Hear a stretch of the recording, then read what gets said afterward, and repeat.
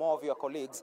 And this is the Baringo woman representative, Jematiah here. We've seen how it's gone. The vote to impeach the deputy president has been overwhelming. Over 280 members of parliament.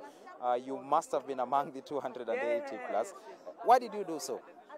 To do so, I was becoming a patriot.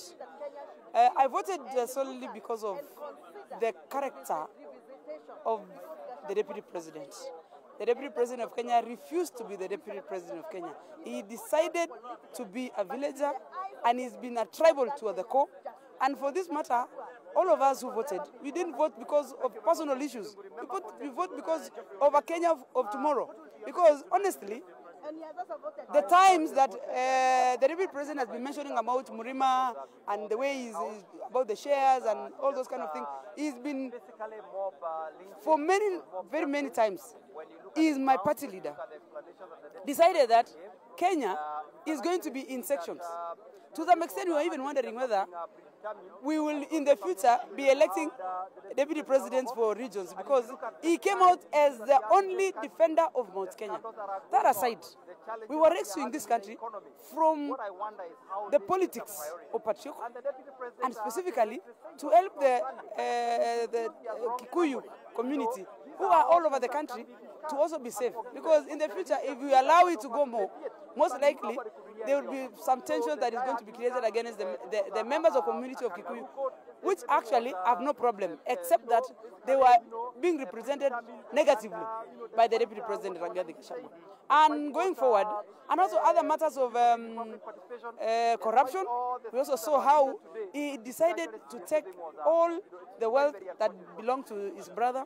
And in many quarters, people are saying the widows of his late brother are also suffering, and the children. And most because he used his card as a deputy president to make sure that they have silenced them. And for this matter, we are here as a representative of the people. Regardless of where we come from, we represent Kenya. And if there is a problem that has occurred in such a manner, we are going to defend. Number three, the deputy president, in his own way, because I was also mentioned, has appeared to be a leader who is not respecting his peers, specifically members of parliament. Not only that, he called me an unpalatable word, but he has also done the same for other members. It's only that I had the courage to tell my other colleagues that this is what I've been called by the deputy president, which was very unfortunate. For him being my boss, being a leader that I look up to him, it was very unfortunate for him to utter such a word, specifically for women. And you could also see his target was to women of strong character.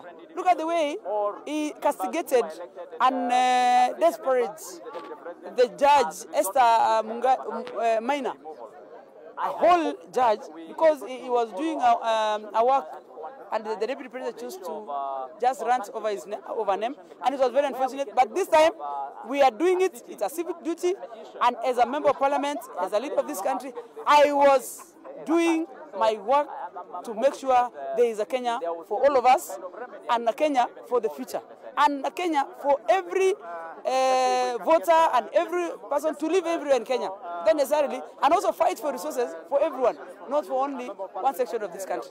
Thank you so much. Thank you so much. Of course, we'll be speaking to more of your colleagues and seeing how the process goes in the Senate. Thank you so much. And the Senate, I want to believe they are going to.